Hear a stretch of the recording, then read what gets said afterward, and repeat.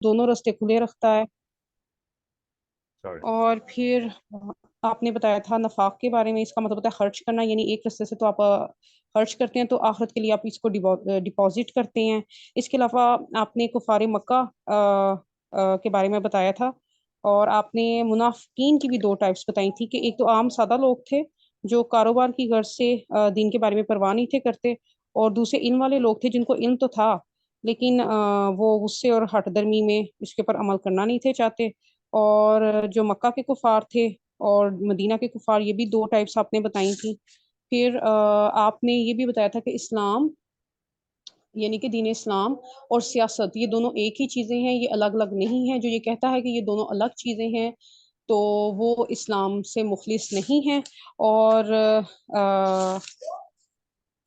اور پھر آپ نے دین کے بارے میں بھی بتایا تھا کہ دین کا مطلب کیا ہوتا ہے، قانون، شریعت، لا، کوئی بھی مذہب، اور اسلام کے لیے بھی لفظ دین استعمال ہوا ہے. اور سر میرے خیال میں اتنا ہی بہت ہے. جزاک اللہ خیر. جزاک اللہ خیر. MashaAllah. Anyone else?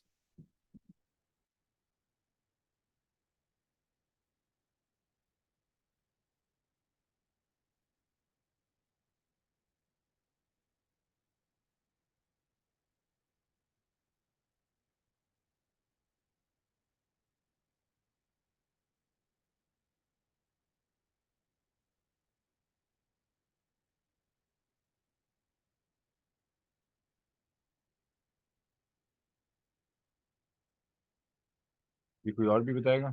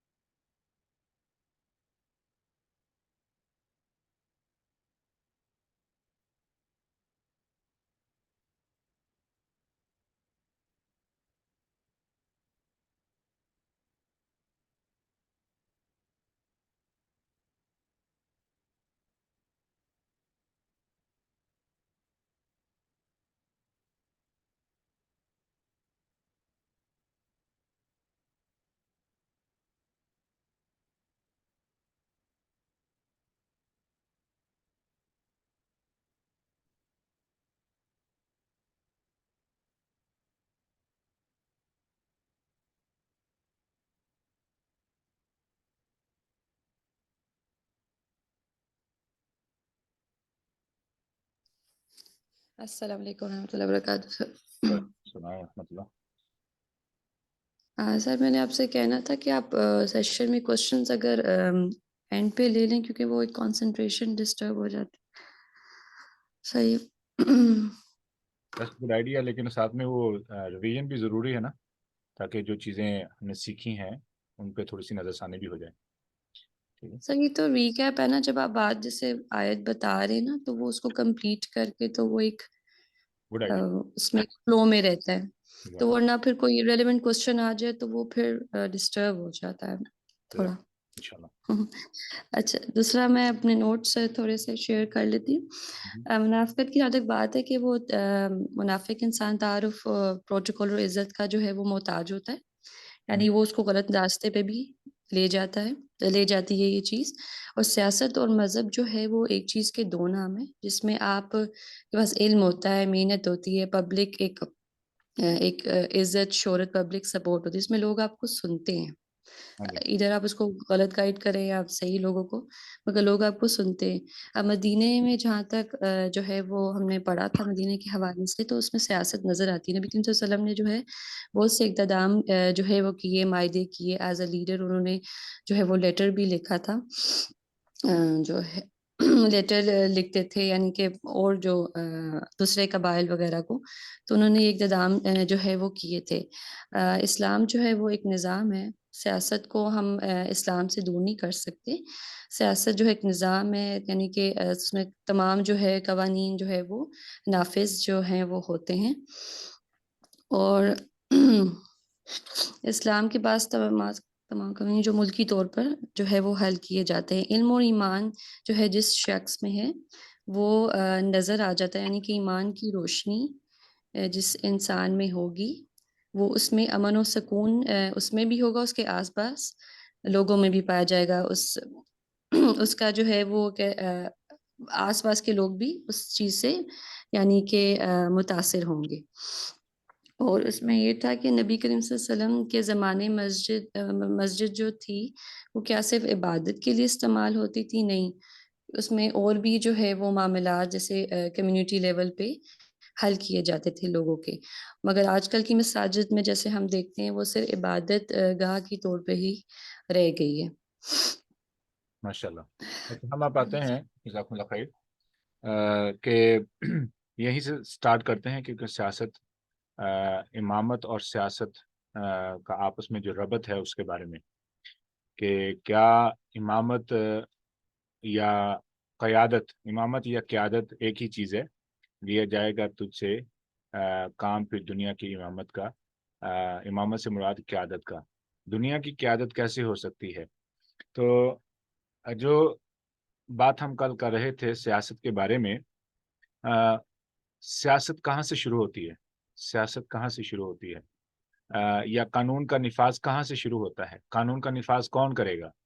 کیا اس کے لیے کسی آرمی کا ہونا ضروری ہے، یا اس کے لیے کسی حکومت کا ہونا ضروری ہے؟ کیا اس کے لیے کوئی کیا نام ہے کسی پولیس سسٹم کا انفورسمنٹ کا ہونا ضروری ہے؟ یا یہ اس قانون کا جس سیاست کی ہم بات کر رہے ہیں، جس دین کی ہم بات کر رہے ہیں، اس کا لاہ عمل کچھ اور ہوگا؟ ان سوالوں پہ ہم غور کریں تو ہمیں ملے گا کہ یہ کوئی اور جو ہے نا طریقہ کار ہے بنسبت اس کے کہ ایک شخص اس چیز کا انتظار کرے کہ کوئی ہائی پاور آئے اور آ کر کے اس قانون کا نفاذ کرے۔ یہ ایسا عمل نہیں۔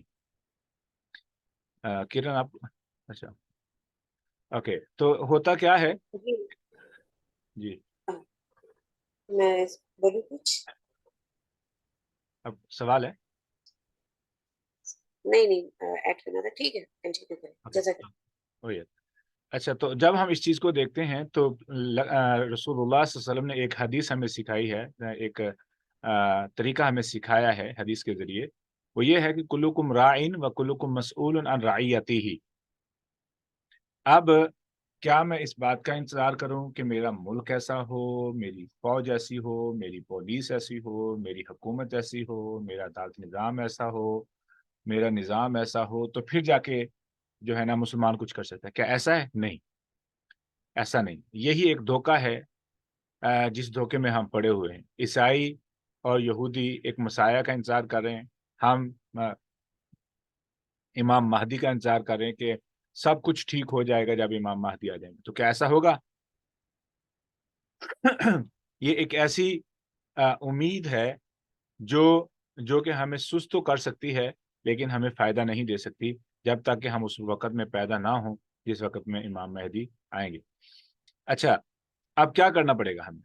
اب ہمیں کیا کرنا پڑے گا؟ چونکہ ہمارے پاس گارنٹی نہیں کہ امام مہدی ہمارے دور میں آئیں گے یا نہیں آئیں گے، تو ہمیں کیا کرنا پڑے گا؟ پھر ہمیں کھڑا ہونا پڑے گا۔ We have to do something۔ کیا کرنا پڑے گا؟ کلکم راعٍ وکلکم مسئول عن رعیتہ۔ تم میں سے ہر ایک راعی ہے، حکمران ہے، حاکم ہے، حکمران ہے، حاکم ہے۔ وکلکم مسئول عن رعیتہ، اور ہر ایک سے سوال کیا جائے گا اس کی رعیت کے بارے میں، اس کی حکومت کے بارے میں۔ اب کیا مطلب ہوا؟ مسلمان جہاں پر بھی ہے، ٹھیک ہے، جہاں پر بھی ہے وہ حاکم ہے۔ کہاں پر حاکم ہے؟ یہ ایک اہم پوائنٹ ہے جو ہم نے غور کرنا ہے۔ ایک باپ کی حکومت کس پر ہے؟ ایک ماں کی حکومت کس پر ہے؟ ایک استاد کی حکومت کس پر ہے؟ ایک جج کی حکومت کس پر ہے؟ ایک وکیل کی حکومت کس پر ہے؟ ایک جو ہے ڈاکٹر کی حکومت کس پر ہے؟ ایک ایون کہ مالی کی حکومت کس پر ہے؟ حاکم وقت کا حکمران جو ہے اس کی تو حکومت ہے ہی، اس کی یا ایک تھانے دار ہے اس کی حکومت کس پر ہے؟ ایک پولیس مین ہے اس کی جو حکومت کس پر ہے؟ ایک فوجی ہے اس کی حکومت کس پر ہے؟ ایک سائنسدان ہے اس کی حکومت کس پر ہے؟ دیکھنا پڑے گا۔ جب دیکھیں گے تو پتہ لگے گا کہ ہر بندے کے پاس کوئی نہ کوئی اختیار ہے، اور جو بھی اختیار کا مالک ہے وہ ذمہ دار ہے، وہ ذمہ دار ہے۔ اور اگر میں ایز اے باپ اپنی وہ ذمہ داری ادا نہیں کر رہا جو کہ مجھے ادا کرنی چاہیے تھی، اور اس وجہ سے جو کرپشن پیدا ہوگی، تو کیا قیامت کے دن مجھ سے وہ سوال ہوگا؟ جی مجھ سے وہ سوال ہوگا۔ کیوں؟ میں نے اس کا حق نہیں ادا کیا جو مجھے حق ادا کرنا چاہیے تھا، اس ذمہ داری کا میں نے حق نہیں ادا کیا، مجھ سے سوال کیا جائے گا۔ اچھا، اب باپ کی کیا ذمہ داری ہے؟ ماں کی کیا ذمہ داری؟ ہم جب یہ دیکھنا شروع کر دیں تو پھر کوئی بندہ بھی ایسا نہیں. اس کا اصول یہ سمجھ لیں، راعی کسے کہتے ہیں؟ بیسیکلی یہ چرواہے کے لیے استعمال ہوتا ہے راعی، ٹھیک ہے. اور راعی آتی ہی وہیں سے لفظ آیا ہے جو ریوڑ کہہ لیں، ٹھیک ہے. اب ایسی بات کیوں ہے، ٹھیک ہے، یہ لفظ کیوں استعمال ہوا ہے؟ اس کے پیچھے وجہ یہ ہے کہ ہر وہ چیز، ہر وہ شخص، ہر وہ جاندار چیز جس پر آپ کا انفلوئنس ہے، سمپل از دیٹ، جو آپ کی بات کو سن سکیں، آپ کی بات کو سن سکیں، آپ کی بات کو تسلیم کر سکیں، ان کے دل میں آپ کی عزت و قدر ہو، وہ آپ کی کیٹیگری میں، ریت کی کیٹیگری میں آ گئے. اب اس کے لیے اولاد ہونا ضروری نہیں ہے، اولاد کا اس کیٹیگری میں آنا ضروری نہیں ہے. کوئی بھی شاگرد بھی ہو سکتا ہے، بھائی بھی ہو سکتا ہے، بہن بھی ہو سکتی ہے، ساس بھی ہو سکتی ہے، سسر بھی ہو سکتا ہے، ماں بھی ہو سکتی ہے، باپ بھی ہو سکتا ہے، بچے بھی ہو سکتے ہیں، شاگرد بھی ہو سکتے ہیں، ملازم بھی ہو سکتا ہے، خادم بھی ہو سکتا ہے، ٹھیک ہے، کوئی بھی ہو سکتا ہے. whoever comes under the list of جو آپ کی بات کو سن سکیں وہ آپ کے رعیت میں ہے. اب مجھے کیا کرنا پڑے گا؟ اب مجھے وہاں پہ سیاست کرنی پڑے گی. کیسے سیاست کرنی پڑے گی؟ کیا مجھے ان کو دھوکے میں رکھنا پڑے گا؟ یہی تو مسئلہ ہے. وہ ہے غلیظ سیاست جو کہ پاکستان میں ہوتی ہے، کہ عوام کو دھوکے میں رکھنا، جھوٹ بولنا، ٹھیک ہے، اور لغویات بکنا. یہ تو پاکستان کی سیاست ہے، ٹھیک ہے. لیکن میں جس سیاست کی بات کر رہا ہوں وہ کیا ہے؟ ان تمام لوگوں کی نگہداشت کرنا، ان کی اصلاح کرنا، ان کی رہنمائی کرنا، ان کی تعلیم و تربیت کا خیال کرنا.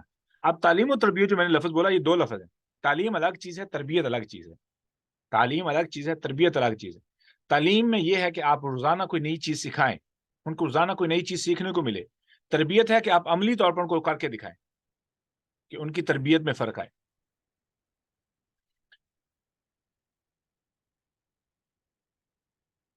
اب ہمیں کیا کرنا ہوگا؟ میں ایز اے باپ، اس کا مطلب یہ ہوا کہ مجھے بچوں سے بھی باہر نکلنا پڑے گا. مجھے ہر وہ بندہ دیکھنا پڑے گا جو میری بات سن سکتا ہے.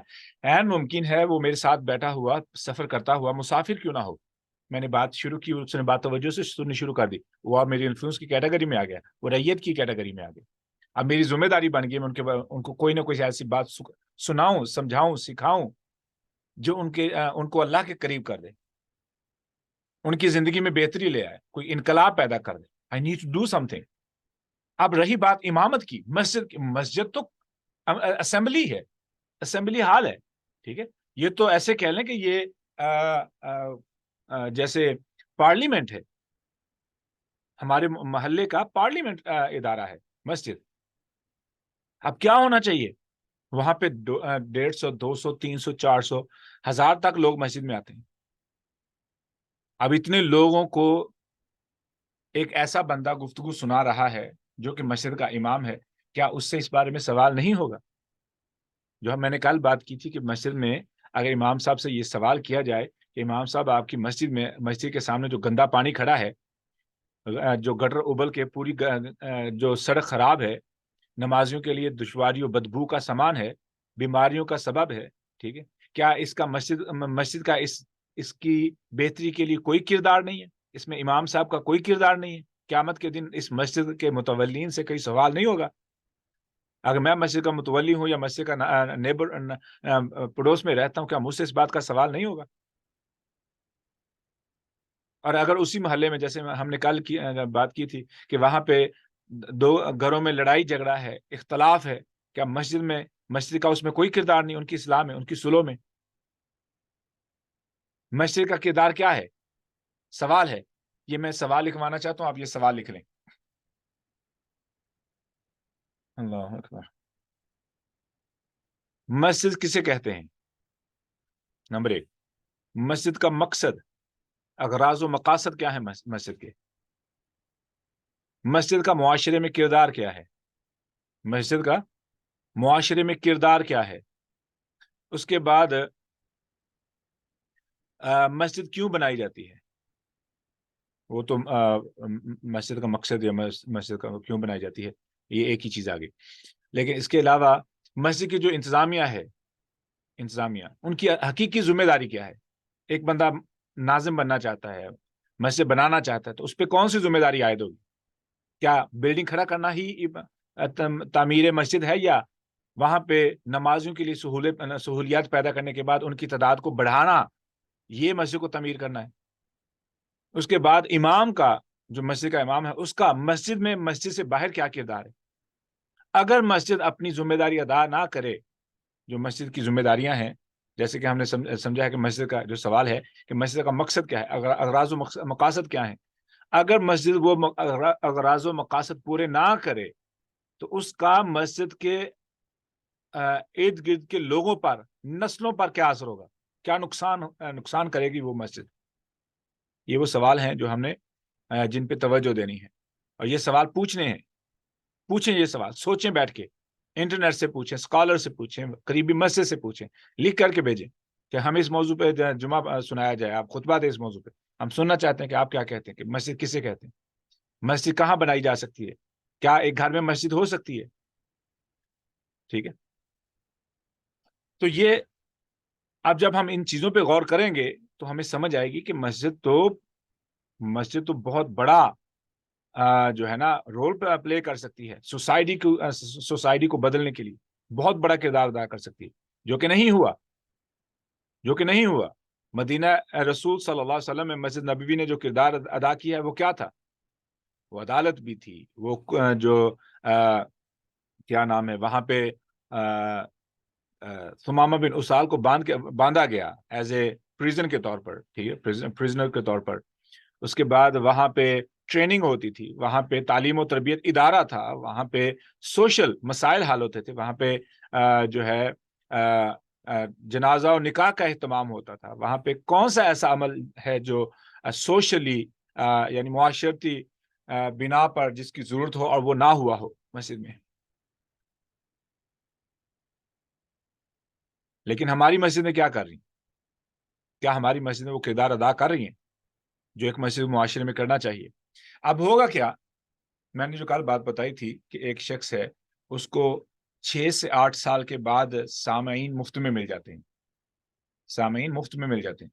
अब अगर वो बंदा इमामत करते हुए, मिसाल के तौर पर मैं एक मस्जिद में इमाम हूँ और मुझे इमामत करते हुए, या मैं मस्जिद में नमाज पढ़ने जाता हूँ और हमारी मस्जिद के जो इमाम हैं उनको 2 साल, 8 साल, 10 साल, 15 साल या 20 साल का अरसा हो चुका है इमामत करते हुए, अगर वहां पर जमात नहीं है, इत्तेहाद नहीं है, मोहब्बत नहीं है, तालीम और तरबियत जो होनी चाहिए वो नहीं है, एक एक बच्चे को, एक एक बूढ़े को कुरान का तर्जमा नहीं आता, कुरान के बारे में सही तौर पर इल्म नहीं है, सीरत रसूल के बारे में उनको मुकम्मल तौर पर आगाही नहीं है, तो उस मस्जिद ने अपना किरदार नहीं अदा किया।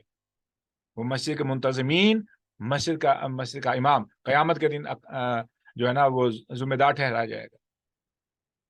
ये एक धोखा है जो हमें जिस धोखे में रखा गया है कि आप कुरान पढ़ लें, खा आपको समझ आती हो ना आती हो। ये तो खिलाफ सुन्नत है, ये तो सहाबा के तरीके के खिलाफ है कि आप कुरान पढ़ें और आपको समझ ना आए।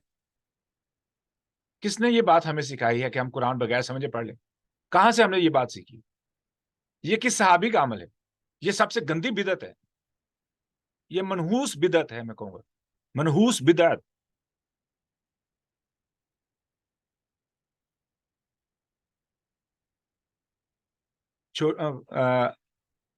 जज़ाकुमुल्लाह खैर। अब जो पॉइंट समझना है वो ये है कि जहां तक बात है कुरान मजीद की, कुरान मजीद का मकसद उसको बगैर समझने के पढ़ना है ही नहीं, सादा सा उसूल। क्या हमारी मस्जिद ने ये किरदार अदा नहीं किया, इस बिदत को तरवीज नहीं दी? हमारी मसाजिद ने दी है, शायद हम भी कर रहे हो। अगर मैं पढ़ा रहा हूँ कुरान पाक बगैर तर्जमे के, तो मैं वही धोखा कर रहा हूँ, वही धोखे में रख रहा हूँ अपने तलबा को, और मुझसे इसके बारे में सवाल होगा।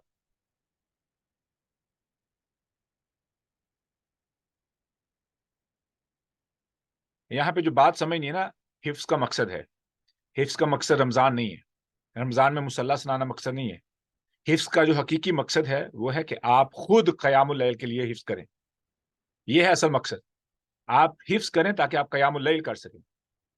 अच्छा, अब हम आते हैं इस बार अगले पॉइंट की तरफ, जो कि सॉरी हाथ खड़ा किया था। अस्सलाम वालेकुम। वालेकुम सलाम। سر میرا نا قیام اللیل سے یہ سوال ہے سر، یہ کیا کہتے ہیں قیام اللیل یہ ہوتا ہے نا کہ رات کو قیام کرنا. ہاں جی، یہ سر یہ تہجد کا مخصوص طور ہاں پر. جی سر، یہ تراویح کو بھی مطلب قیام اللیل سے ہی لیا گیا ہے. ہاں جی، یہ وہی چیز ہے. یہ آسانی کے لیے، مسلمانوں کی آسانی کے لیے اللہ رب العزت نے رمضان میں تہجد کا وقت عشاء کے بعد کر دیا، تاکہ لوگ تہجد ارلی وقت میں پڑھ کے سو جائیں اور صبح سحری کر لیں. ان کو سر وہ میں نے اس پہ حدیث پڑھی تھی کہ رات کے تیسرے پہر میں مطلب وہ کہتے ہیں کہ تہجد پڑھیں، میرے خیال سے آپ علاوہ مجھے جو کریکٹ دن کر ہے، دیں. رمضان کے جو علاوہ دن ہے، آپ اسی وقت پڑھ سکتے ہیں. سر وہ کون سا ٹائم ہے یہ اسپیسیفک سمجھ کیا لیں اگر کہ آپ؟ اگر یہ 3:30 بجے سے شروع ہو جاتا ہے، 2:30 بجے سے شروع ہو جاتا ہے. ہوں، جی کرن ٹھیک ہے آپ سر، جزاک. جی السلام علیکم. دیکھیں جو پوائنٹ ہے نا کہ حافظ با عمل، تو حافظ با عمل ہونے کا مطلب یہی ہے کہ جب وہ قرآن کو پڑھے گا، انڈرسٹینڈ کرے گا، اس کو سمجھے گا، اور پھر اپنی زندگی میں جب اس سے عملی طور پہ مطلب لائے گا، اور اپنے معاشرے میں، اپنے گھر میں اس کی بنیاد ڈالے گا کہ جی اس کے مطابق زندگی گزارنی ہے، اس میں سارے احکامات موجود ہیں، زندگی گزارنے کے اصول موجود ہیں، تو یہ بیسیکلی اس کی جو اہمیت ہے اس کا وہ بڑھ جاتی ہے. حافظ با عمل ہونے کا مطلب یہ نہیں ہے کہ صرف قرآن عربی میں حفظ کر لیا اور بس پڑھ کے سنا دیا اور تلاوت خوبصورت طریقے سے سنا دی. ٹھیک ہے، حافظ ٹھیک با ہے. عمل ہونے کا مطلب یہی کہ اپنی زندگی میں اسے شامل کرنا. یہ اور جی جی ہم انہیں کہہ سکتے ہیں یہ پھوکے حافظ ہیں. یہ جو اکیلا بغیر ترجمے کے، بغیر سمجھنے کے حفظ کر لیتے نا، وہ پھوکے حفاظ ہیں. وہ اپنا نقصان کر رہے ہیں. اگر وہ یہ پہلا سٹیپ ہے کہ انہوں نے حفظ کر لیا ہے، سمجھے نہ سمجھے جیسے بھی. اگلا سٹیپ یہ ہے کہ یہاں سے اب انہوں نے سٹارٹ کیا ہے. یہ انتہا نہیں ہے، یہ ابتدا ہے. یہ حفظ ابتدا ہے. اب آگے انہوں نے اس کو سمجھنا ہے، اس کی ڈیپتھ میں جانا ہے، اب اس کو پھر آگے پہنچانا ہے. ٹھیک ہے، تو جی بالکل. کیونکہ اگر دیکھا جائے تو عربی تو یہودیوں کو بھی یاد ہے نا، قرآن تو یہودیوں کو بھی یاد ہے. تو صرف قرآن پڑھ لینا، بلکہ وہ ہم سے زیادہ ریسرچ کر رہے ہیں، سمپل سی بات ہے. تو مسلمان کی رسپانسبلٹی وہاں بڑھ جاتی ہے جب ایک کتاب اس کی اس امت میں آ گئی ہے، مسلمانوں کو تحفے کے طور پہ دی گئی ہے، تو اس کی قدر کرنے کی ضرورت ہے، اس کو ویلیو کرنے کی ضرورت ہے. ہمارے یہاں ویلیو نہیں کیا جاتا. جزاکم اللہ خیر. ہاں، اب ہم چلتے ہیں اگلے پوائنٹ کی طرف. اللہ تعالیٰ برکت دے. کہ جو ایک شخص ہے، جیسے ہم نے کل بات کی تھی، جس نے اسلام کے بارے میں سنا، اسلام قبول کر لیا. جیسے ہی اسلام قبول کیا، ان کے پاس اتنا ٹائم نہیں تھا کہ وہ زیادہ مزید سیکھ سکتے. تو کیا ہوا کہ جیسے ہی ان پر وہ چیلنجز آئے، جیسے ہی ان کے پاس تھوڑی سی سختی آئی، وہ پھسل گئے. تو ہم نے کل مدینے کے جو یہود تھے، خصوصاً یہود، ان میں سے 2 قسم کے منافقین کو ہم نے الگ کرنے کی کوشش کی تھی. لیکن میں مزید واضح کر دوں. ایک تو تھے اسکالرس، با علم لوگ، جن کے پاس علم تھا. جب ان تک یہ پیغام پہنچا، اب یہ ایک سٹیٹس ہے، یہ ایک ایڈکشن ہے کہ آپ کے پاس لوگ آئیں، آپ کی عزت کریں، آپ کے لیے پروٹوکول ہو، آپ کا مرتبہ ہو. ٹھیک ہے، اور آپ کی بات کو اہمیت دی جائے. ایک ہے اس مقام پہ ہونا. اب اس مقام کو سیکریفائس کر کے دوبارہ شاگرد بننا، دوبارہ طالب علم بننا، it's so hard کہ آپ ایک ایسے مقام و مرتبے فائز ہیں. اب آپ اس سب کو قربان کر کے آپ فوری طور پر ایک شاگرد بن جائیں. it's going to be very hard. اچھا، ایک تو یہ تھا معاملہ کہ اب بہتر یہ ہے کہ ایک جو اسٹرانگ پارٹی ہے اس کو جوائن کرنے کے لیے آپ اسلام کا لبادہ اوڑھ لیں، لیکن اندر جو غلاظت ہے اس کو ویسے ہی رکھیں. دوسری طرف جو ہے، دوسرا گروپ وہ تھا جو مزدور لوگ ہیں، جو دہاڑی دار لوگ. ان تک جب اسلام پہنچا، انہوں نے اسلام تو قبول کر لیا، کسی حد تک یہ مطمئن بھی ہوئے. لیکن مسئلہ یہ ہے کہ عبداللہ بن ابی، کیا اس نے منافقت کر کے یہ پیچھے ہٹ گیا تھا؟ اس نے کوئی کمپین نہیں کی؟ کیا اس نے کوئی لوگوں کو کنونس کرنے کی کوشش نہیں کی اپنے بارے میں؟ اس نے کبھی بھی ریسٹ نہیں لی تھی. یہ ان لوگوں تک جاتا، ان کو کنونس کرتا، کسی کو پیسے دے کر کے کہ اب ظاہر ہے کہ اس نے اپنی جو پوزیشن لوز کی ہے، اس گنا ہرٹ، تو اب اس کو لوگ چاہیے. تو یہ ان لوگوں کو جو بہت زیادہ کمزور ایمان والے تھے ان کو کنوینس کرتا، تو لوگ اس کے قابو میں آ جاتے. ٹھیک ہے، تو یہ ایک اچھی خاصی تعداد تھی لوگوں کی، اچھی خاصی تعداد تھی ان لوگوں کی جو منافقین تھے. 300 کے قریب لوگ تو واپس آئے تھے غزوہ احد میں. ایسے کیوں ہوا؟ 300 کے قریب لوگ، ٹھیک ہے، اور وہ مرد تھے. اب یہ تعداد 5 یا 10 یا 15 کی نہیں تھی، بہت بڑی تعداد تھی منافقین کی. ٹھیک ہے، اور امیجن کریں کہ آپ ایسے معاشرے میں ہیں جہاں پہ آپ کو ان لوگوں سے واسطہ پڑ رہا ہے ڈیلی کی بنا پر، اور وہ کسی نہ کسی حد تک کوئی نہ کوئی شرارت کر رہے ہیں نا کسی نہ کسی طریقے سے. تو آپ کو کیا کرنا پڑتا ہے؟ یہاں پہ آپ سیاست آتی ہے کہ آپ ان کو کیسے مینج کریں، کیسے کنٹرول کریں. ٹھیک ہے، کیسے وہ قوانین بنائیں جو ان لوگوں کے لیے بھی فائدے مند ہوں اور ان کی مجبوری بن جائے آپ کا ساتھ دینا. ٹھیک ہے، اچھا اب اس کے بعد کیا ہوا کہ ہوتا کیا کہ ایک اور چیلنج جو تھا یہود کے پاس، جو اسلام نہیں قبول کر رہے تھے، انکار کر رہے تھے، ٹھیک ہے، جو کفار تھے، ان کے پاس وہ لوگ جو مزدور طبقہ تھے وہ قرآن کو سنتے جا کے کہتے اپنے علماء سے، آپ تو ہمیں بتاتے آئے ہیں کہ پیغمبر آنے والا ہے، آپ بتاتے آئے ہیں کہ یہ علامات ہیں، اب آپ کہتے ہو کہ یہ شخص سچا نہیں ہے. اب جیسے ہی ان تک یہ پیغام پہنچتا کسی بھی عام انسان کی طرف سے، تو فوری طور پر یہ ان کو کیا بولتے؟ اتحدثونہم بما فتح اللہ علیکم لیحاجوکم بہ عند ربکم افلا تعقلون. تمہیں عقل نہیں ہے کہ یہ لوگ جو تم باتیں کر رہے ہو کہ یہ شخص سچا پیغمبر ہے، اس کی باتیں سچ ہیں، ان کی باتیں ہمارے دین سے ملتی ہیں، یہ وہی شخص ہے جس کا ہم انتظار کرتے آئے ہیں، آپ کو پتہ بھی ہے کہ ان باتوں کا آپ کو کیا خمیازہ بھگتنا پڑے گا؟ خمیازہ یہ بھگتنا پڑے گا کہ قیامت کے دن آپ کیا کرو گے؟ اللہ آپ سے پوچھ لیں گے کہ آپ کو علم تھا، آپ ایمان نہیں لے کے آئے، لہٰذا اپنے آپ کو جاہل رکھو، خاموش ہو جاؤ، ایسی باتیں مت کرو. کیوں؟ اگر تم نے یہ باتیں کرنی شروع کر دی اور آپ نے اس شخص کو تسلیم کر لیا، پتہ ہے کیا کرنا پڑے گا؟ جان کی قربانی دینی پڑے گی. You have to sacrifice everything. کیا تم اس چیز کے لیے تیار ہو؟ اوپر سے مزدور بندہ، چھوٹے چھوٹے بچے، کوئی گھر بار نہیں، اور سب کچھ چھوڑ کے جان مال قربان کر دینا. بھائی میں ایسے کیوں کروں بھائی؟ تو پھر یہودی علماء ان سے بولتے بھائی پھر خاموش رہو، خاموش رہو. دوسری طرف کیا چیلنج ہے؟ سمعنا و اطعنا، ایک ہی عمل ہے، جان بچانی ہے تو اطاعت کرنی پڑے گی. اب ان کے لیے یہ بات خطرے والی ہے. تو پھر یہ کیا ہوتا کہ یہ جو علماء، یہود کے علماء، یہ کیا کرتے؟ یہ اپنے ان معصوم فالورز کو یا اپنے مقتدین کو، ٹھیک ہے، ان سے کہتے بھائی خاموش رہو، کسی قسم کی کوئی بات نہیں کرنی، کسی قسم کی کوئی بات نہیں کرنی، نہیں تو قیامت کے دن آپ اللہ کے سامنے پھنس جائیں گے. اب ہمارے مسلمان کیا کرتے ہیں؟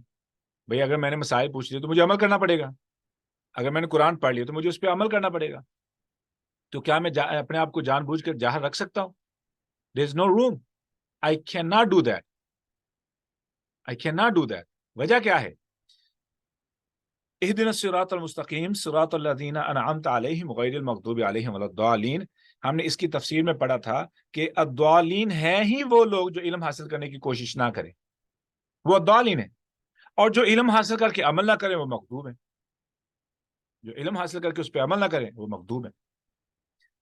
اب تو پھر انہوں نے کیا ڈرامہ کرنا شروع کر دیا؟ ان کو بھائی آپ دوسری گیم کھیلیں، ان سے بولیں وَإِذَا لَقُوا الَّذِينَ آمَنُوا قَالُوا آمَنَّا، وَإِذَا لَقُوا الَّذِينَ آمَنُوا قَالُوا آمَنَّا. جب وہ آپ سے ملیں تو ان سے کہنا بھائی ہم تو ایمان والے ہیں، ہم بھی اللہ پر ایمان لاتے ہیں. لیکن ان کی زبان دکھتی تھی کہ وہ رسول اللہ صلی اللہ علیہ وسلم کے بارے میں کہیں کہ ہم ان پر بھی ایمان لاتے ہیں. وہ کیوں نہیں کہہ سکتے تھے؟ کیونکہ یہی تو چیلنج تھا. اب اللہ رب العزت نے ان کے بارے میں جس طریقے سے آیت کا انتخاب کیا ہے، اس کا تھوڑا سا ہم الفاظ کا جو انتخاب ہے اس کے بارے میں تھوڑا سا دیکھ لیں. آیت کا جو بلاغہ ہے، پہلے نمبر پر ہے وَمِنَ النَّاسِ، وَمِنَ النَّاسِ، اور لوگوں میں سے. لوگوں میں سے کیوں استعمال کیا ہے؟ لوگوں میں سے میں نے جیسے پہلے بتایا ہے کہ من الناس لوگوں میں سے ایک ایسا جملہ ہے جو کہ بڑا وائڈ ہے، بہت کھلا ہے. اس میں کوئی بھی وہ بندہ آ سکتا ہے جس کے اندر منافقت کی کسی بھی قسم کی علامت پائی جاتی ہو، جو بھی یہ چاہتا ہو کہ میں جو ہے نا دو نمبری کر کے یا منافقت کے ذریعے یا میٹھا بن کے کسی نہ کسی طریقے سے ایک پارٹی سے فائدہ اٹھا لوں اور دوسرے سے بھی ہاتھ نہ دوں، دونوں کا ساتھ برقرار رکھنے کے لیے کوئی نہ کوئی جو ممکنہ طریقہ ہو وہ اختیار کر سکوں. تو اللہ رب العزت نے اس طریقے سے ہر اس بندے کو کہ جس کے ذہن میں یہ گنجائش موجود ہو کہ میں کیا نام ہے منافقت کے ذریعے کوئی فائدہ اٹھا سکتا ہوں، اللہ رب العزت سب کو کور کر لیا. اب یہ سب کے لیے ہائی الرٹ بن گیا کہ وَمِنَ النَّاسِ، لوگوں میں سے، ایسے نہیں کہا وَمِنَ الَّذِينَ آمَنُوا وَمِنَ الَّذِينَ كَفَرُوا وَمِنَ الَّذِينَ هَادُوا، کچھ بھی نہیں کہا، وَمِنَ النَّاسِ، لوگوں میں سے. ٹھیک ہے، تو یہ ایک فارمولہ ہوتا ہے، جیسے کہ ایک کلاس کے اندر مختلف قسم کے طلباء ہوتے ہیں، لیکن اگر بہت ساری شکایتیں آئیں ایک کلاس کے طلباء کے بارے میں، کس طالب علم نے یہ کیا ہے، اس نے یہ کیا ہے، اس نے وہ کیا ہے، اور ایک لمبی لسٹ شکایتوں کی ہو، اور استاد جا کے صرف اتنا کہہ دے کہ آج کچھ بچوں کو سزا ملنے والی ہے، تو یہ ہر وہ بچہ جس نے تھوڑی سی بھی غلطی کی ہوگی نا، اس کے کان کھڑے ہو جائیں گے کہ بھئی میں پھنس گیا.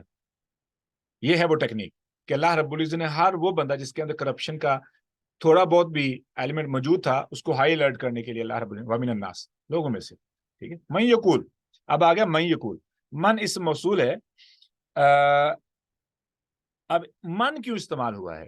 اگر ہم اس پہ تھوڑا سا غور کریں، اللہ رب العزت کسی کے نام بھی لے سکتے تھے، کسی کا نام بھی لے سکتے تھے، لیکن یہ اسم موصول ہے جس میں کسی قسم کا کوئی نام نہیں ہے، کسی کا نام نہیں لیا گیا.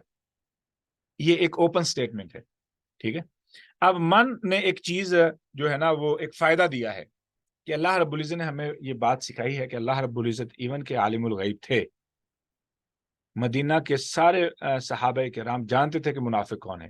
خود رسول اللہ صلی اللہ علیہ وسلم پہ مکمل طور پہ واضح تھا کہ منافق کون ہے، لیکن اللہ رب العزت کا نام نہیں لیا. کیوں نہیں لیا؟ آگے ایک وجہ آ رہی ہے، ہم دیکھیں گے وہ وجہ کیا ہے کہ کسی کا نام نہ لینا. ابھی ارسلان نے بتایا بھی ہے اس کے پیچھے حکمت کیا ہے، وجہ کیا ہے. اچھا آگے ہے، ہم یہ بھی کہہ سکتے ہیں کہ سنت اللہ، یہ اللہ کی سنت ہے کہ اللہ رب العزت نے کبھی بھی کسی منافق کا نام قرآن پاک میں ذکر نہیں کیا. اس کے پیچھے وجہ کیا ہے؟ اب یہاں پہ نا سنت اللہ کی بات ہوئی ہے تو ہم نے یہاں پہ کچھ ٹیکنیکل چیزیں سمجھنی ہیں. اگر میں چاہوں کہ میں مسلمان بن جاؤں، اور اگر میں چاہوں کہ میں اللہ رب العزت کا قرب حاصل کر لوں، اگر میں چاہوں کہ مجھے وہ مقام مل جائے جو مجھے چاہیے، تو پھر مجھے وہی طریقہ اختیار کرنا پڑے گا جو اللہ رب العزت نے اپنے بندوں کے ساتھ قرآن میں اختیار کیا. اب سوال یہ کیا اختیار کیا طریقہ؟ کیا اختیار کیا طریقہ؟ پہلے نمبر پر ابھی ہم پڑھیں گے ان کے بعد جو واقعہ آتا ہے آدم علیہ الصلوۃ والسلام کا اور شیطان کا. اللہ رب العزت نے غصہ کب کیا ہے؟ کب کیا غصہ؟ نمبر 1. سزا کب دی ہے؟ نمبر 2. محبت کتنی دفعہ کی ہے؟ معاف کتنی دفعہ کیا ہے؟ کتنی دفعہ معاف کیا ہے؟ اتنی دفعہ معاف کیا، اتنی دفعہ معاف کیا کہ اللہ رب العزت کے ناموں میں سے ایک نام ہے معافی کا ماہر. معاف کرنے میں ماہر وہ ہے غفار، معاف کرنے میں ماہر. پھر یہیں پہ بس نہیں، انہی کو جو غلط کر رہے ہیں کتنا عطا کیا ہے، کتنا عطا کیا ہے، منان ہے. یہ اللہ رب العزت نے یہ ٹیکنیکس کیوں استعمال کی، یہ اپنی صفات کیوں استعمال کی؟ یہ وہ طریقہ ہے اللہ کے قرب حاصل کرنے کا. اگر میں چاہوں کہ میں اللہ کا وہ قرب حاصل کروں جو جس کی مجھے خواہش ہے، جس کی مجھے طلب ہے، تو آسان فارمولہ ہے. آسان فارمولہ کیا ہے کہ میں لوگوں کو معاف کرنا شروع کر دوں، ان کی غلطیوں کے باوجود ان پہ احسانات کروں، غلطیوں کے باوجود ان پہ احسانات کروں. سزا کا سوچوں بھی نہ. کب تک؟ جب تک وہ زندہ ہے. مسئلہ تو خراب ہو گیا. یہ کیوں کر ایسا ہو؟ میں تو معاف کر ہی نہیں سکتا، مجھ میں تو اتنی ہمت ہی نہیں ہے. تو اس کا مطلب یہ ہوا کہ مجھ میں پھر پرابلم ہے، میں پھر اس مقام کا اہل نہیں ہوں جس کی میں خواہش رکھتا ہوں. اللہ رب العزت نے کس طریقے سے احسانات کیے ہیں اپنے نافرمانوں پر، اپنے مخالفین پر، اور کس طریقے سے ان کو معاف کیا ہے جب انہوں نے معافی مانگی ہے. ایک اصول ہے کہ میں اللہ سے اگر میں چاہتا ہوں کہ اللہ تعالیٰ مجھے معاف کر دیں، میں کیسے چاہتا ہوں کہ وہ مجھے معاف کر دیں؟ کیا ایسے کہ آج میں نے معافی مانگی ہے اور اللہ مجھے معاف کر دے، 2 دن بعد مجھ سے غلطی ہوئی تو اللہ تعالیٰ مجھے فرمائے کہ تو نے کل بھی تو یہی غلطی کی تھی، پرسوں بھی تو یہی غلطی کی تھی؟ کیا میں یہ چاہتا ہوں کہ اللہ رب العزت میری غلطیاں مجھے یاد کروائیں؟ اگر میں یہ نہیں چاہتا کہ اللہ رب العزت میری غلطیاں مجھے یاد کروائیں، پھر میں کیوں لوگوں کی غلطیاں یاد کرواتا ہوں؟ تم نے پہلے بھی تو یہی کہا تھا، پہلے بھی تو یہی کیا تھا، پھر اس کا مطلب تم نے معاف ہی نہیں کیا۔ اس کے بعد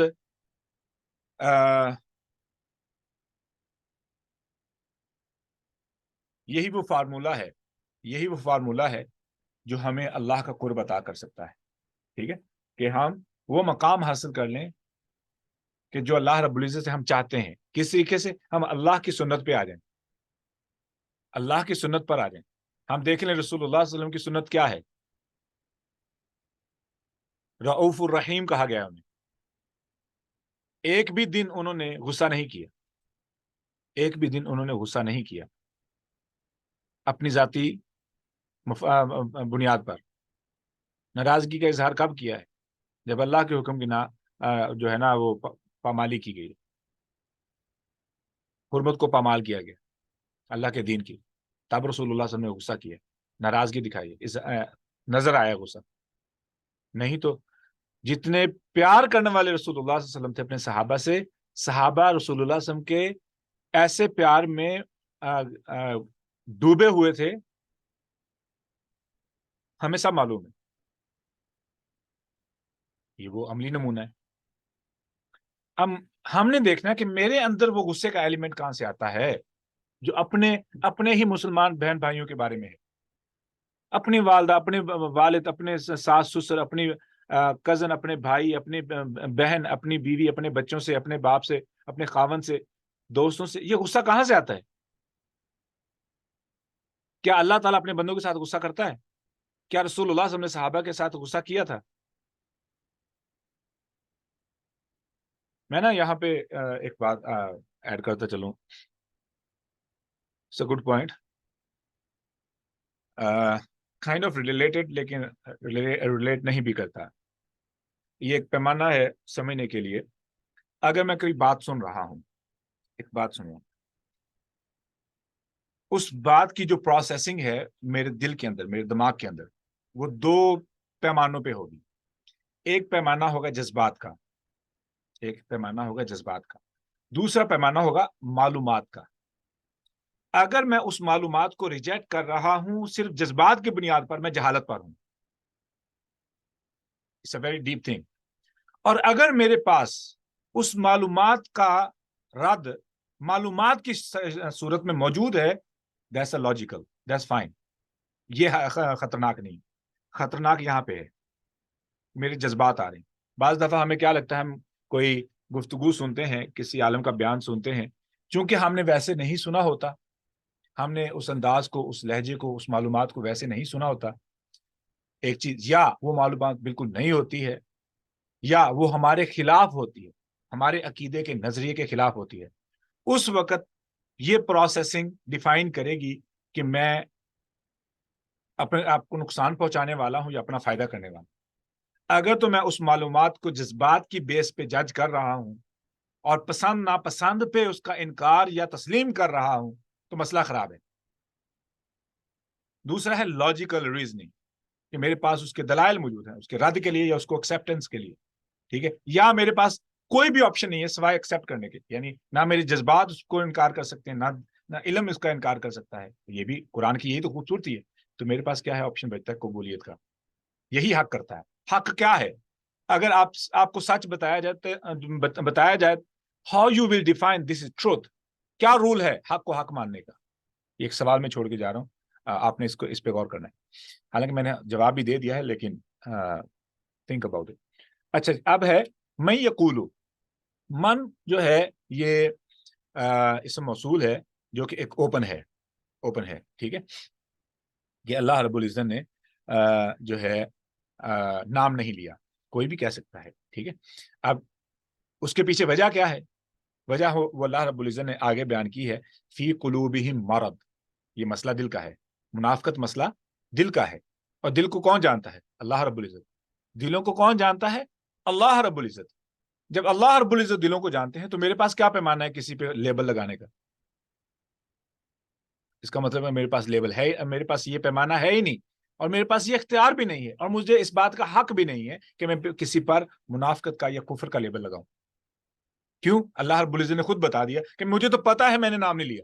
کیوں؟ کیونکہ یہ تو میرے اور میرے بندے کے دل کا معاملہ ہے، میرے اور میرے بندے کے دل کا معاملہ ہے۔ فی قلوبہم مرض، ان کے دلوں میں بیماری ہے، میں جانتے ہوئے بھی میں ان پہ لیبل نہیں لگا رہا ہوں، تو who are you to do that؟ تمہیں کس نے اختیار دیا ہے؟ اللہ اکبر۔ That's a big like I'll say warning for us using منافقت term for anybody اور منافق term for anybody، ٹھیک ہے؟ تو یہ ایک ہائی الرٹ ہے۔ اب اس کے بعد ہے ہمارے پاس اگلا آپشن، وہ کیا ہے؟ لفظ ہے یقول۔ یہ یقول من قالا کیوں نہیں آیا؟ من قالا بھی ہو سکتا تھا، اگر من قالا ہوتا تو پھر کیا معنی بنتا؟ اگر من یقول ہے تو اس کا مطلب کیا ہے؟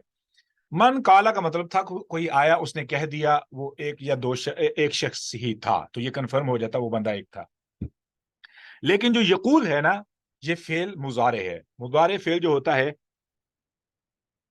ایک ہوتا ہے فعل ماضی، ایک ہوتا ہے مضارع، عربی کے اندر ایک ہوتا ہے امر۔ اردو میں ماضی، حال اور مستقبل ہوتا ہے، انگلش میں بھی پریزنٹ، پاسٹ اینڈ فیوچر ہوتا ہے، ٹھیک ہے؟ اب ان کی آگے چار اقسام ہے۔ اردو میں جو ہے نا وہ چل جاتا ہے، وہ 3 زبانوں کو آگے کرتے رہیں گے وغیرہ بن جاتا ہے، ٹھیک ہے؟ جب عربی کی باری آتی ہے تو اس میں 3 اقسام، ماضی، مضارع اور امر۔ یہ مختلف کیٹیگری ہے امر کی۔ ماضی جو گزر چکا ہے، مضارع جو پریزنٹ اور فیوچر دونوں کو کور کرتا ہے۔ کیوں؟ کیونکہ کام پورا ہی نہیں ہوا۔ جو کام کنٹینیو ہے، جو پورا نہیں ہوا، جس پہ عمل ہو رہا ہے، that means it can happen in future as well because it's continue, it's keep on happening, it's still happening، ٹھیک ہے؟ اس لیے پریزنٹ اینڈ فیوچر دونوں کو کور کر لیتا ہے ایک فعل۔ آگے ہے ہمارے پاس فعل امر، جس میں ہے حکم، ٹھیک ہے؟ حکم پایا جاتا ہے۔ اب لفظ ہے یقول۔ یقول فعل مضارع ہے، ٹھیک ہے؟ ہم سیکھیں گے انشاءاللہ عربی کی کلاس میں کہ یہ یقول فعل مضارع کیوں ہے، اس کے علامات کیا ہیں، وہ انشاءاللہ it's not hard۔ اچھا، فعل مضارع کیا کرتا ہے؟ فعل مضارع یدل علی الاستمرار، ٹھیک ہے؟ یہ تدل علی الاستمرار کہ یہ استمرار لائک کنٹینیوس پر دلالت کرتا ہے۔ اب اس کا مطلب کیا ہے؟ اس کا مطلب ہے کہ ایک شخص آیا، اس نے بتایا کہ بھائی ہم تو آپ کے ساتھ ہیں، ہم بھی مومن ہیں، ہم بھی مان لاتے ہیں۔ اب یہ بندہ کیا اس نے ایک دفعہ کہا؟ امیجن کریں آپ اس سینیریو کو کہ کیا ماں کو اپنے بچے کو یہ بار بار بتانا پڑتا ہے کہ مجھے آپ سے محبت ہے؟ کیا عمر رضی اللہ تعالیٰ عنہ نے بار بار جا کے رسول اللہ صلی اللہ علیہ وسلم سے کہا تھا کہ یا رسول اللہ میں ایمان والا ہوں؟ یا ابو بکر صدیق نے جا کے کہا ہو یا رسول اللہ میں ایمان والا ہوں؟ بار بار نہیں۔ کیوں؟ ایمان ہے تو آپ کو اس بات کا اقرار نہیں کرنا پڑتا، بار بار اظہار نہیں کرنا پڑتا۔ کیوں؟ Because your heart is already admitted. یہ مسئلہ کب آتا ہے؟ جب ایک بندہ اندر سے جھوٹا ہو اور اس کو بار بار اس بات کو تسلیم کرنا پڑے، یا لوگوں کو باور کروانا پڑے کہ بھائی مجھے بھولنا جانا میں ایمان والا ہوں۔ یعنی اس کے اندر سے جو بے چینگی ہے اس کو مجبور کرتی ہے اس بات پہ لوگوں کو احساس دلانے پر یا یاد دہانی کروانے پر کہ بھائی میں ایمان والا ہوں، ٹھیک ہے؟ تو یہ ایک ایلیمنٹ تھا منافقین کے اندر کہ وہ بار بار آ کر کے اپنے ایمان کو جتاتے، اپنے ایمان کو جتاتے۔ تو یہ اس کے لیے لفظ فعل مضارع استعمال ہوا ہے۔ آگے ہے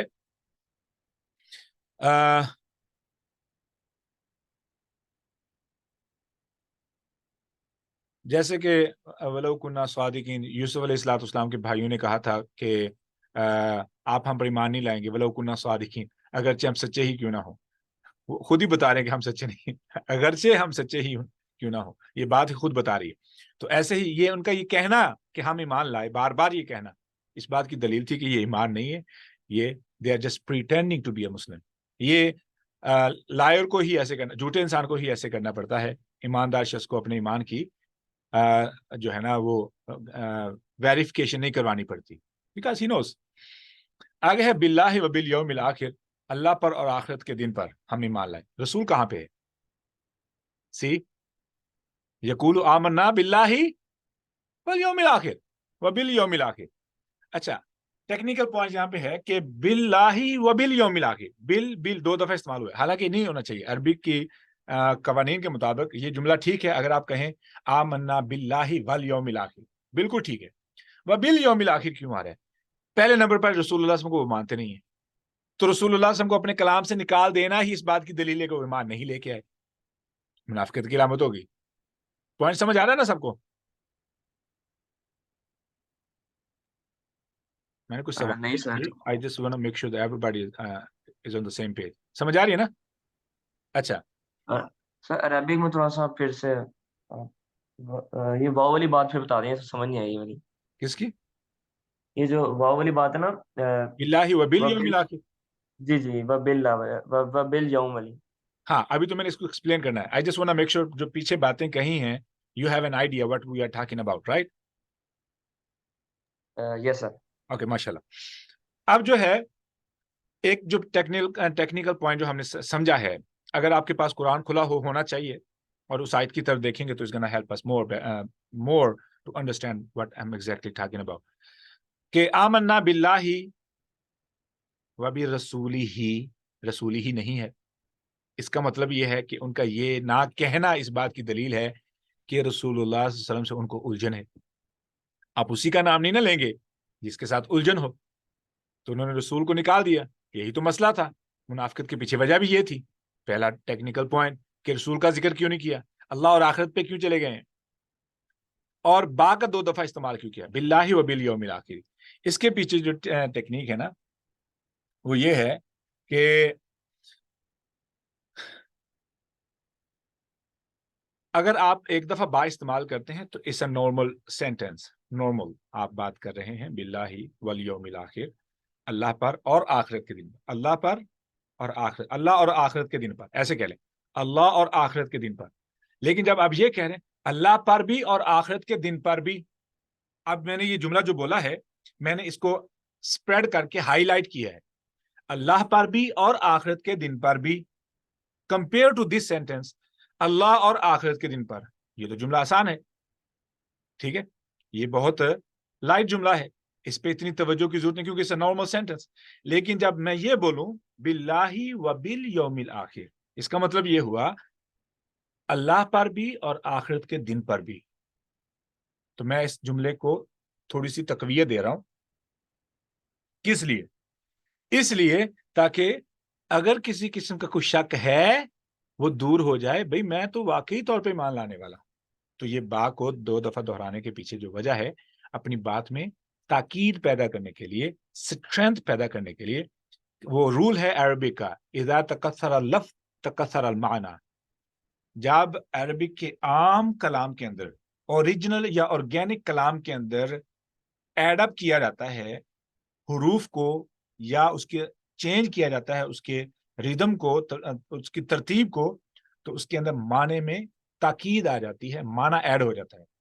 ٹھیک ہے، تو یہ ایک رول ہے. اچھا اب ایسا کیوں ہوتا ہے؟ اصل میں جو بندہ جتنا جھوٹا ہوگا اتنا ہی وہ زیادہ فکر مند ہوگا. جتنا وہ جھوٹا ہوگا اتنا ہی وہ زیادہ فکر مند ہوگا، اور اتنے ہی زیادہ وہ ہوشے کام کرے گا اپنے آپ کو سچا ثابت کرنے کے لیے. پھر کیا ہوتا ہے، ایسے لوگوں کو ہر بات لگتا ہے کہ انہی کے خلاف ہو رہی ہے اگر وہ کسی کے خلاف ہو رہی. اسی لیے اللہ رب العزت نے فرمایا یحسبون کل صیحۃ علیہم، یہ سورہ منافقین کے اندر، ان کو لگتا ہے کہ ہر چنگاری ہے ہی ان پر ہی گرے گی. یہ ہر جو بیان ہے نا یہ ہمارے خلاف ہو رہا ہے. مثال کے طور پر میں نے یہاں پہ تھوڑا سا لطیفہ ایڈ کر دوں. وہ بندہ تھا، وہ مسجد میں کسی کے کہنے پر کنونس ہوا، مسجد چلا گیا. آگے امام صاحب معاشرتی برائیوں پہ وہ خطبہ دے رہے تھے. اس نے خطبہ سنا تو سوچ رہا کہ میں یہ بھی کرتا ہوں، میں یہ بھی کرتا ہوں، میں یہ بھی کرتا ہوں. سارے بیان میں نا اسے لگا کہ یہ سارا خطبہ ہے ہی اس کے خلاف تھا. جیسے ہی امام صاحب نے وہ خطبہ ختم کیا، یہ بھاگ کے امام صاحب کے پاس گیا اور اس کے کہنے لگا ہاؤ ڈو یو نو می، آپ کو مجھے میرے بارے میں کیسے پتہ چلا؟ میں تو پہلی دفعہ مسجد میں آیا ہوں. سو دس از واٹ ہیپنس کہ ایک ایسا بندہ جو اندر سے کرپٹ ہے، جب بھی کوئی کرپشن کے بارے میں بات ہوتی ہے دے اسٹارٹ تھنکنگ کہ آپ ان کو اپوائنٹ کر رہے ہیں، آپ ان کو نشانہ کر رہے ہیں. بھائی میں تو جنرلائز بات کر رہا ہوں. Why you are feeling that I am talking against you? اگر آپ کے اندر وہ کرپشن ہے، اس میں میرا کیا قصور ہے؟ ٹھیک ہے، ایسی بات ہوتی تو نہیں ہے، لیکن دے فیل ہے. ارسلہ آپ کچھ کہنا چاہتی ہیں؟ ہوتا ہے چور کی داڑھی میں تنکا. سر میں یہ کہنا چاہتی ہوں کہ جس طرح قرآن کو ہم جب پڑھنا شروع کرتے ہیں، سمجھنا شروع کرتے ہیں، تو کیا ہم اپنی ذات کو چیک نہیں کر رہے ہوتے کہ ہم کہاں کہاں غلط ہیں؟ وہ تو ٹھیک ہے نا، دیٹس فائن. لیکن یہاں پہ جو مسئلہ آ رہا ہے کہ اب میں نے جو باتیں کی ہیں مثال کے طور پر، یا آپ اگر کچھ پڑھا رہے ہیں، ٹھیک ہے، آپ درس کے دوران جو بھی اصلاحی احادیث پڑھیں گی، میں یہ نہیں محسوس کروں گا کہ آپ میرے خلاف بات کر رہے ہیں. That's a difference. آپ اس کو سنیں گے. لیکن جس کے اندر کرپشن ہے نا، اس کے بیہیویئر میں جو ریئیکشن ہے نا، وہ ہے کہ آپ ان کے خلاف بات کر رہے ہیں، ان کو ٹارگٹ کر رہے ہیں. That's the only difference between a believer and a hypocrite. ٹھیک ہے سر ٹھیک، یعنی کہ جس طرح آپ بات کریں، ہم لوگ یہ سوچیں گے اچھا ہمیں اگر یہ چیز غلط ہے تو ہم اس چیز کو ٹھیک کریں، اور جو منافق ہوگا وہ سوچے گا کہ یہ سب میرے خلاف ہی بات ہو رہی ہے. یہی بات آپ کہہ رہے ہیں نا؟ ہاں. اچھا، جزاک اللہ. اب ایک اور ٹیکنیکل پوائنٹ ہے جو ابن عاشور رحمہ اللہ نے پوائنٹ کیا ہے وَمِنَ النَّاسِ کے بارے میں. وہ یہ ہے کہ اللہ رب العزت نے وَمِنَ النَّاسِ کیوں کہا ہے؟ ٹھیک ہے، الَّذِينَ کیوں نہیں کہا؟ مِنَ الَّذِينَ، وَمِنَ الَّذِينَ کیوں نہیں کہا؟ وَمِنَ الَّذِينَ. ٹھیک ہے، مَن یقول. ٹھیک ہے، ایسا بھی ہو سکتا تھا، لیکن اللہ رب العزت نے یہ کیوں کہا ہے کہ وَمِنَ النَّاسِ؟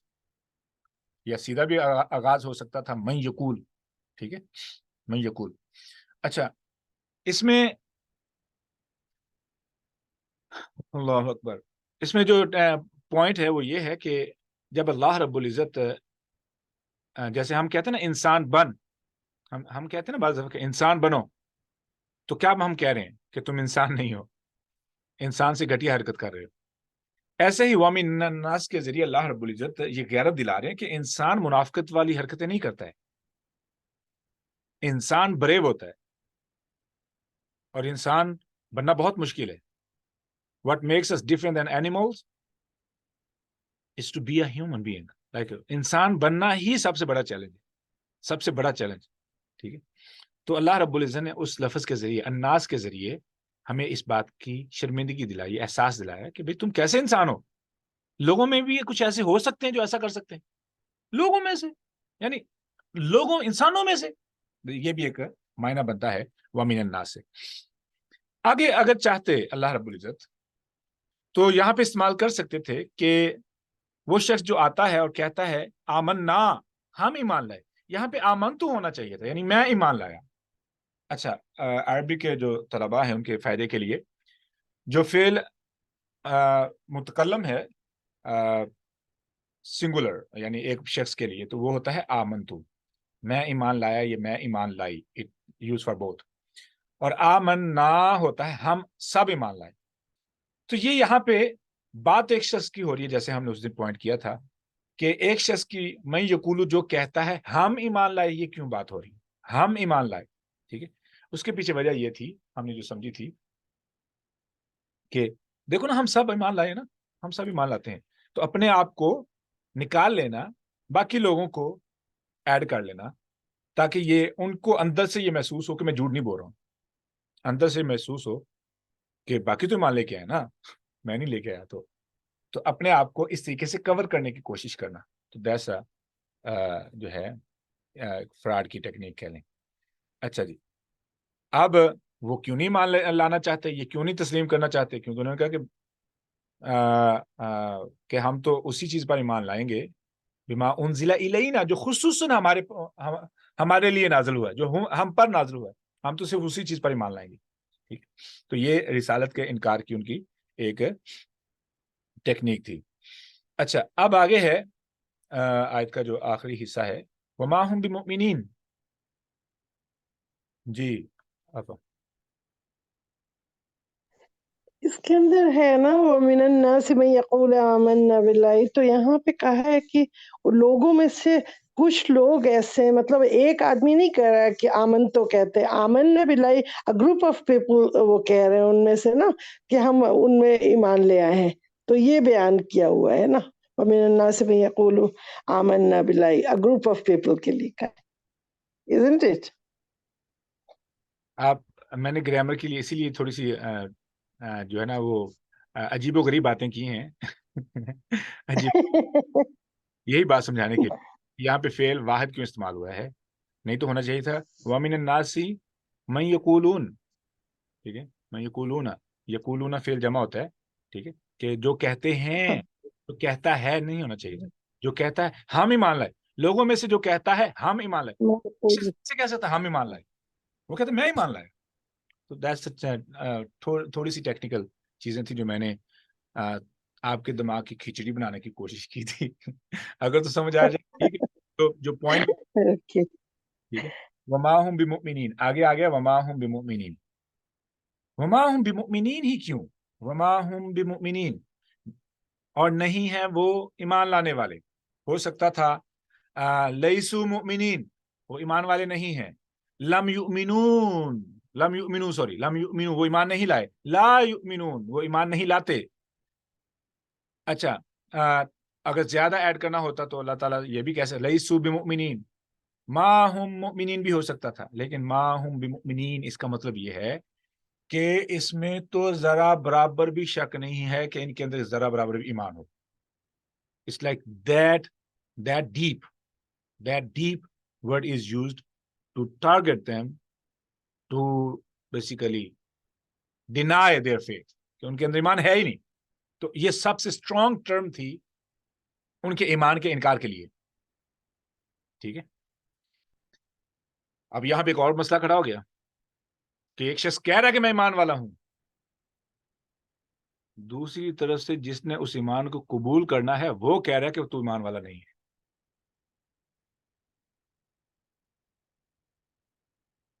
Question mark. اور یہ پوائنٹ کو اپنے موبائلوں کی اور نوٹس کی سکرین پہ بڑا کر کے لکھ لیں. میں کہتا ہوں کہ میں ایمان والا ہوں، اور جس نے وہ ایمان قبول کرنا ہے وہ کہتا ہے تو ایمان والا نہیں ہے. پھر کیا بنے گا؟ پھر کیا بنے گا؟ تیرا کیا بنے گا بندے، تو سوچ آخرت کی تیرا کیا. اللہ اکبر. رب کے سامنے، رب کے سامنے. اب چونکہ بات ایمان کی ہو رہی ہے، اب بات ایمان کی ہو رہی ہے. جو یہاں پہ میں نا دوبارہ ریپیٹ کر دوں بات کو سمجھنے کے لیے. ایک شخص دعویٰ کرتا ہے میں مومن ہوں، میں ایمان والا ہوں، اور اپنے آپ کو اس بات پہ مطمئن کرتا ہے. مسئلہ تو یہ ہے کہ یہ میرا دعویٰ ہے. مسئلہ آگے جو خطرناک یہ ہے کہ اس کی ایکسیپٹنس کے لیے اپلیکیشن ہے جو میں نے اللہ کے دربار میں جمع کرانی ہے. وہاں سے ایکسیپٹنس یا ویریفیکیشن اس بات کا سبب بنے گی کہ میں اس پہ مطمئن ہو سکوں. مسئلہ یہ ہے کہ مجھے تو اس بات کا علم ہی نہیں. کہیں ایسا نہ ہو کہ قیامت کے دن آپ کے سامنے کھڑا ہو جاؤں اور آپ کہے تو پہلے دن سے مومن ہی نہیں تھا. وما ہم بمؤمنین، you were never a believer. کس امبیرسمنٹ، شرمندگی، بدنامی، ذلالت کا سامنا کرنا پڑے گا.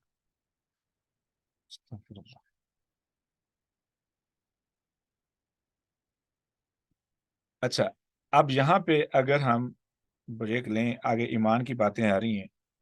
ایمان کیا چیز ہے، اسلام کیا چیز ہے، اسلام کا لفظ استعمال کیوں نہیں ہوا، ایمان کا ذکر کیوں ہوا ہے. they are very important. Due to time break لگانی پڑے گی. ہاں اللہ اکبر. دو باتیں میں کر دوں آخر میں جلدی سے. زبان اور دل دو الگ الگ چیزیں ہیں. زبان کی سنی ہوئی بات کانوں کے ذریعے، کان اس کے گواہ بن جائیں گے. जुबान ने की है ना बात। अब दूसरा है दिल। दिल को दिल नहीं दे सकता, ना दिल को आंखें दे सकती हैं, ना दिल को कान सुन सकते हैं। ये मामला अल्लाह के साथ है। तो मेरी जुबान से की हुई बातें हो सकता है किसी शख्स को मुतमईन कर दे, लेकिन जो दिल है, जो इसके अंदर है, इसको रब ही जानता है। और उसको ना कोई देख सकता है दुनिया में, ना कोई सुन सकता है, ना उसको। मैं ना यहाँ पे एक हदीस पढ़ के सुना दूं। रसूलुल्लाह सल्लल्लाहु अलैहि वसल्लम के पास एक सहाबी आए, कहने लगे, या रसूलुल्लाह, फर्ज किया कि मैं मैदान जंग में हूं, मैं लड़ाई कर रहा हूं। लड़ाई करते हुए दुश्मन ने मेरा बाजू काट दिया।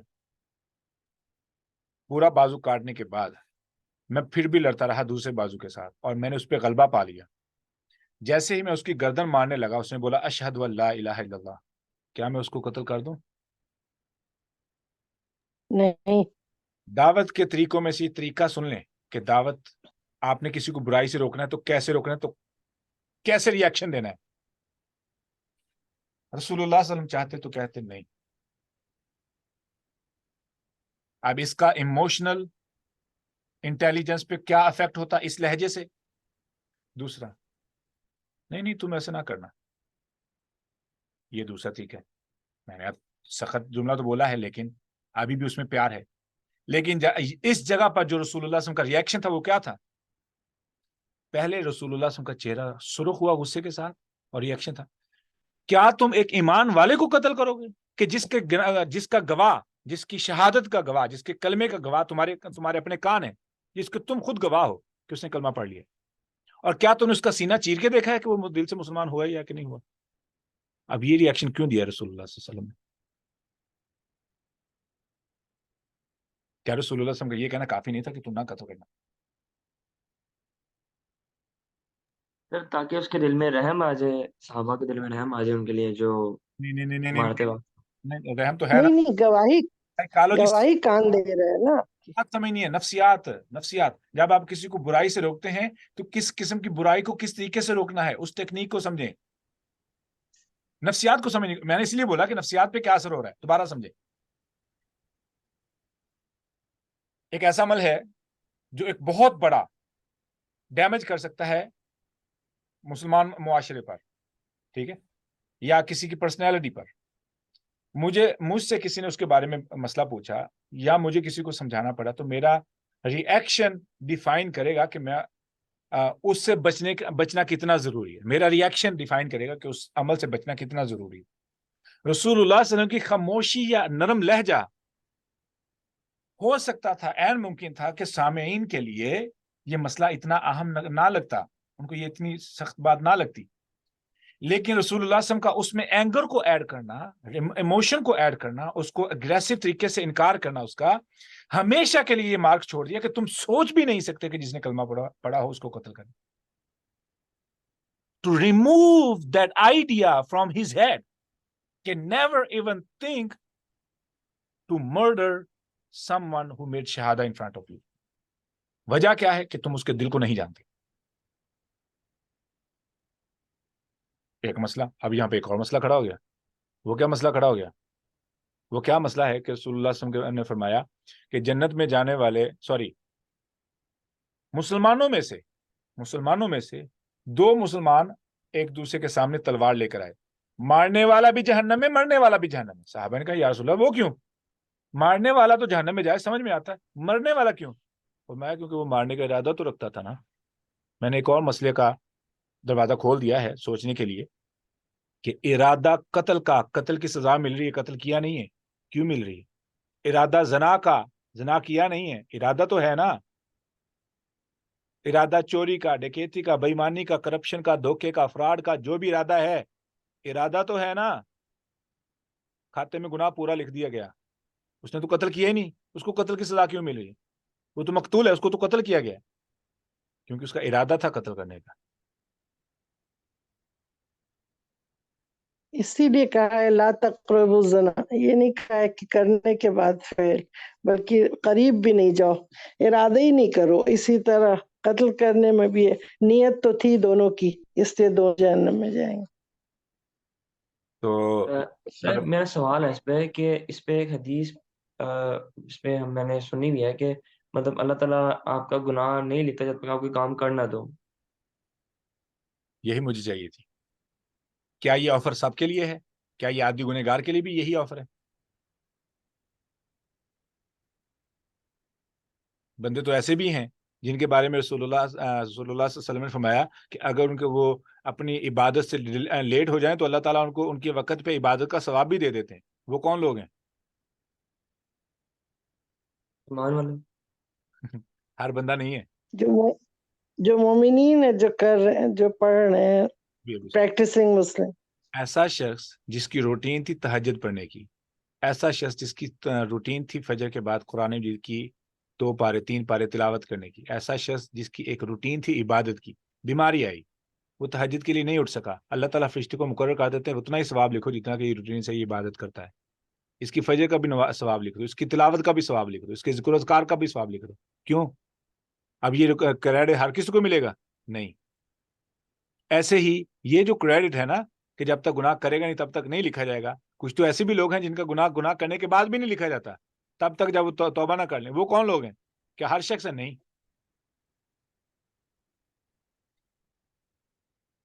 پھر اگر یہ بات ہے تو پھر آنکھوں کا دیکھنا زنا کیوں ہے؟ کانوں کا سننا زنا کیوں ہے؟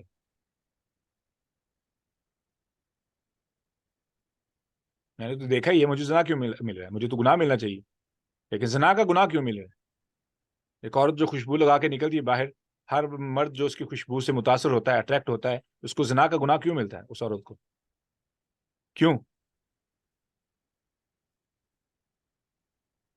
اس لیے یہ جو کریڈٹ ہے کہ گناہ کرنے پر گناہ لکھا جائے گا، یہ اس شخص کے لیے ہے جو عادی گنہگار نہ ہو، اور وہ شخص جس نے بہت ہی عرصے کے بعد شیطان کی لمبی محنت کے بعد گناہ کیا ہو۔ اللہ تعالیٰ فرماتے ہیں اس بندے کے لیے گناہ ابھی تک نہ لکھنا، مجھے پتہ یہ بندہ توبہ کر لے گا، میں نہیں چاہتا اس کی ہسٹری خراب ہو۔ سبحان اللہ۔ یہ ہر بندے کے لیے یہ کریڈٹ نہیں ہے، یہ اللہ کے ان مومنین کے لیے جو بہت زیادہ پاکیزہ ہیں، بہت زیادہ ان کی ہسٹری بہت کلین ہے، تو اللہ تعالیٰ ان کی ہسٹری کی بھی قدر کرتے ہیں۔ لیکن جو یہاں تو مسئلہ ہی عادی لوگوں کا ہے، یہ تو بیٹھے پلاننگ کر رہے ہیں۔ یہ منافقت کی ہم کیٹیگری میں آئیں گے کہ کس طریقے سے۔ اللہ اکبر۔ I hope that's enough for today. One more question if somebody wanna ask. اس کے بعد ہم سیشن کو اینڈ کرتے ہیں۔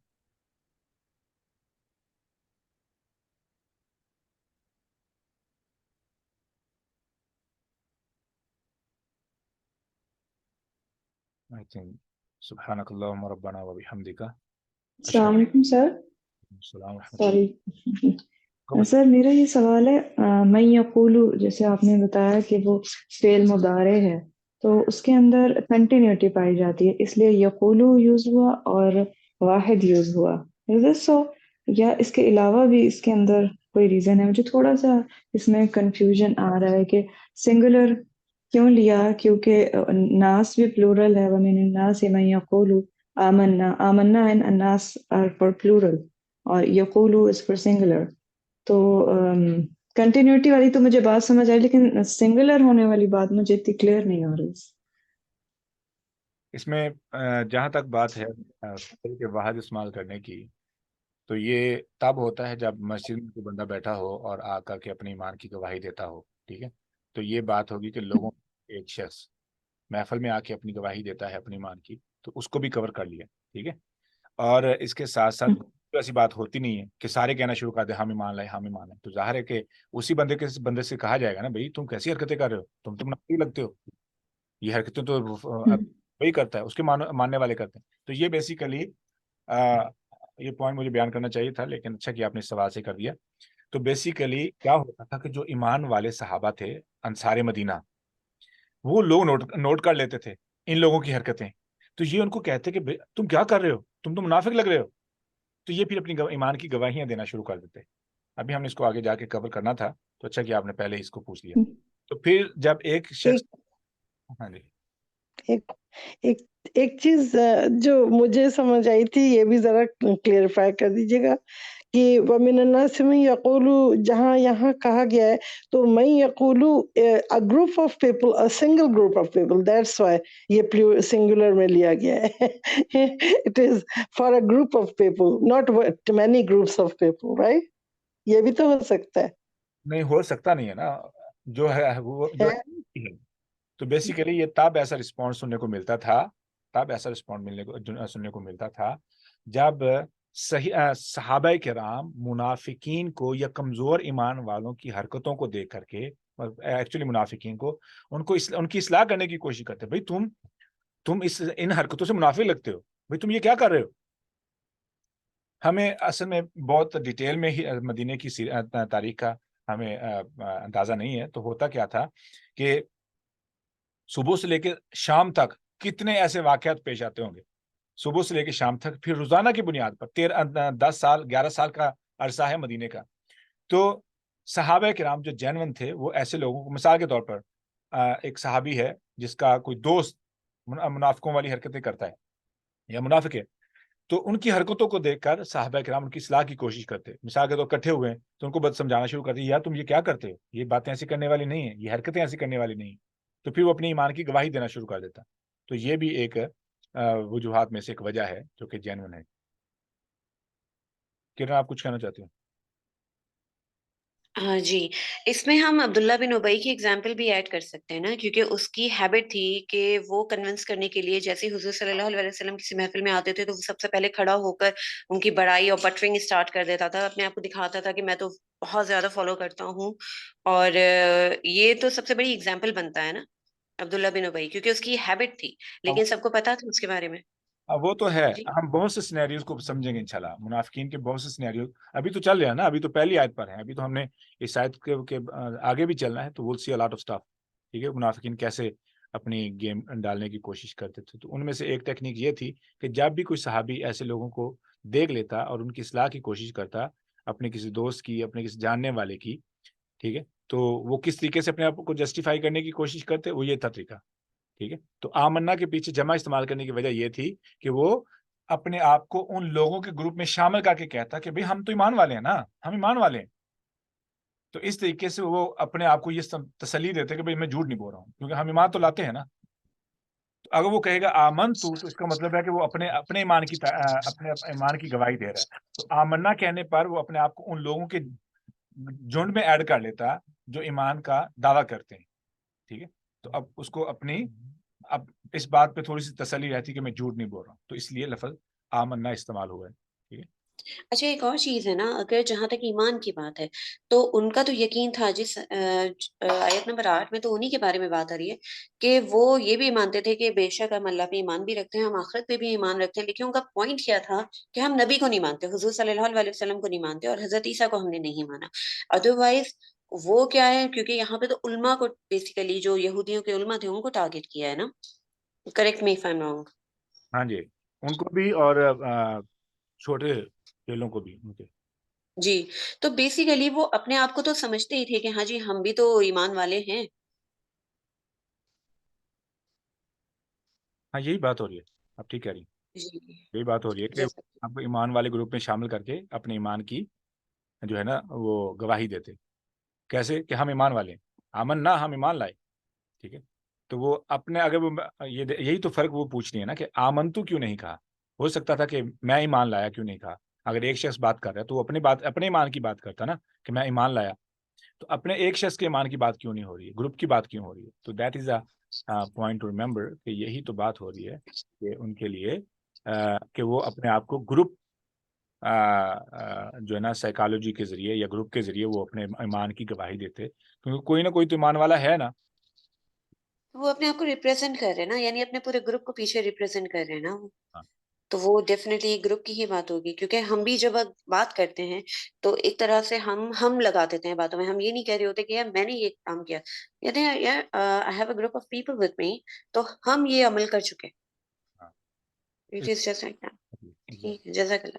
ٹھیک ہے، I hope that's enough. for today. Inshallah, see you tomorrow. تو سنایا ہے صحیح بات پر اللہ تعالیٰ ہمیں عمل کی توفیق عطا فرمائے، غلط بات کے شر سے ہم سب کو محفوظ فرمائے. سبحانک اللہم ربنا و بحمدک اشہد ان لا الہ الا انت استغفرک و اتوب الیک.